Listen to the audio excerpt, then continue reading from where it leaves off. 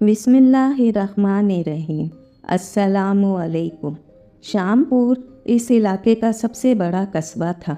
इसकी आबादी कमोबेश 10,000 नफूस पर मुश्तमिल थी। चौधरी गौहर इसका सबसे बड़ा ज़मींदार था। गांव से 2 मील के फासले पर शुमाल में इसका वसी व अरीज़ ज़रई फार्म था। चौधरी अली गौहर का बेशतर वक्त ज़रई फार्म पर अपनी शानदार हवेली में बसर होता था। खुदा ने इसे सिर्फ एक ही बेटा दिया था, और बेटा बशीरा भी ऐसा जो लंबा तड़ंगा, तंदुरुस्त व तवाना और खूबरू, मगर आदत और खसाइल के एतबार से वो सही मानों में ज़मींदार नहीं था।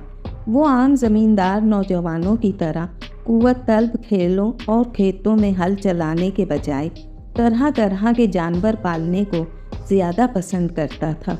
चौधरी इसे कभी कबूतरों, बतखों और कभी खरगोश